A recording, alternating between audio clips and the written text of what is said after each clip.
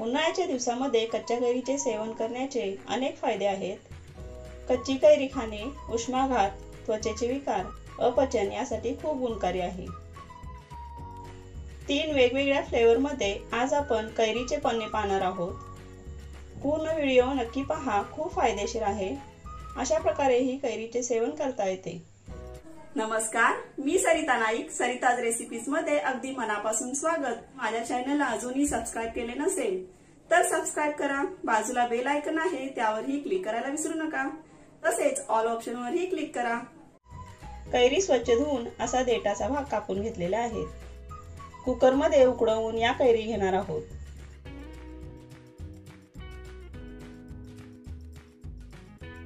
कुकरच्या 2 ते 3 शिट्या घ्यायच्या आहेत. कुकर चांगला थंड झालेला आहे. कैरी उकडून झालेल्या आहेत. या अशाच रूम टेम्परेचर वरती थंड करण्यास ठेवून देऊयात. उकडलेल्या कैरी चांगल्या थंड झालेल्या आहेत. याच्या साली काढून घेऊयात.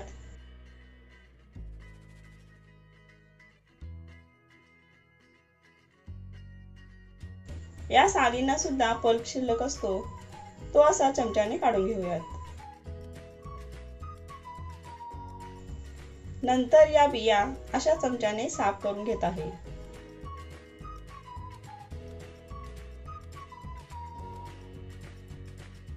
गुठली पूर्णपणे साफ झालेली आहे. सर्व पल्प असा काढून झालेला आहे. पल्प चमच्याने एकजीव करून घ्यायचा आहे. थोडा पल्प वाटीमध्ये काढून घेऊयात.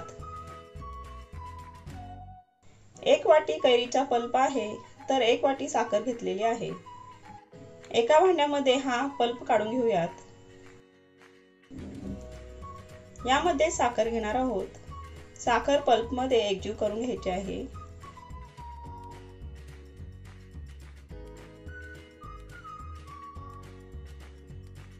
यामध्ये अर्धा चमचा वेलची पावडर, अर्धा चमचा मीठ,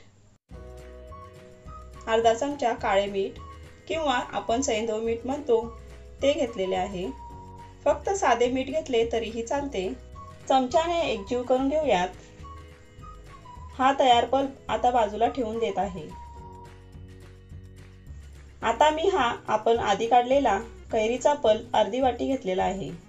हा अर्धी वाटी पल्प आहे तर अर्धी वाटी गूळ घ्यायचा आहे. एका वाटीमध्ये पल्प काढून घेऊयात. त्यामध्येच हा गूळ घेऊयात. गुळाची पावडर मिळते ती घेतली तरीही चालते, पण मी साधा गूळ किसून घेतलेला आहे. गूळ पल्प मध्ये व्यवस्थित मिक्स करून घेणार आहोत.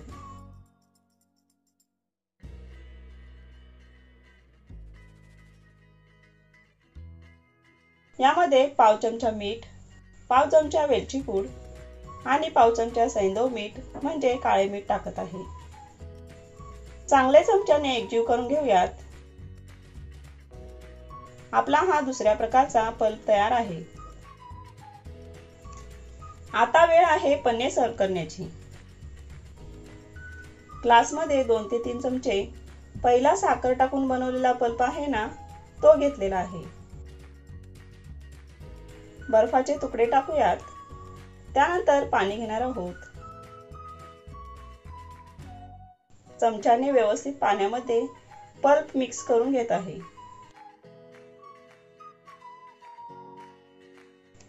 फ्रेंड्स, असे हे आपले पहिल्या प्रकारचे पन्ने तयार होते. आता एका ग्लासमध्ये पहिला तयार पल्प घेणार आहोत. 2 ते 3 चमचे पल्प घ्यायचा आहे. बर्फाचे तुकडे टाकायचे आहेत. ही पुदिन्याची पानांची पावडर पाव चमचा घेत आहे.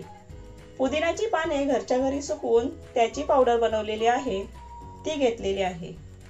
या पावडरच्या ठिकाणी तुम्ही ताजी पाने 2 ते 3 बारीक चुरून किंवा कुटून टाकली तरीही चालतात. आणि पाणी घेणार आहोत. पाणी थंड किंवा साधे तुम्ही आवडीनुसार घेऊ शकता. चमच्याने पल्प पाण्यामध्ये व्यवस्थित मिक्स करून घेऊयात.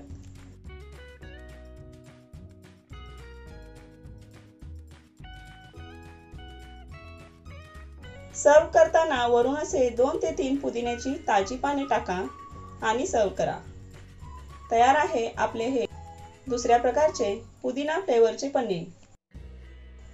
आता ग्लासमध्ये आपण दुसऱ्या प्रकारचा गुळापासून बनवलेला पल्प 2 ते 3 चमचे घेऊयात।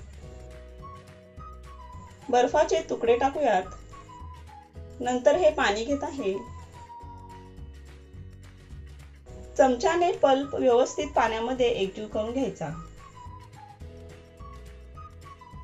असे हे तिसऱ्या फ्लेवरचे पौष्टिक पन्ने तयार आहे। आपले हे 3 फ्लेवरचे कैरीचे पन्ने आरोग्यदायी आहे। कमीत कमी वेळामध्ये हे पन्ने तयार करता येते।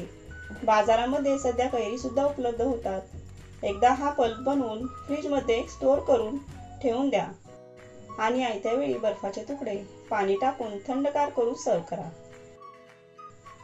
फ्रेंड्स, ही रेसिपी लवकरात लवकर करून पहा। पन्ने कसे वाटले अनुभव कमेंट बॉक्समध्ये शेअर करा। आवडल्यास लाईक करा आणि जास्तीत जास्त शेअर करा। अजूनही माझ्या चॅनलला सबस्क्राईब केले नसेल तर सबस्क्राईब करा। बाजूला बेल आयकॉन आहे, त्यावरतीही क्लिक करायला विसरू नका।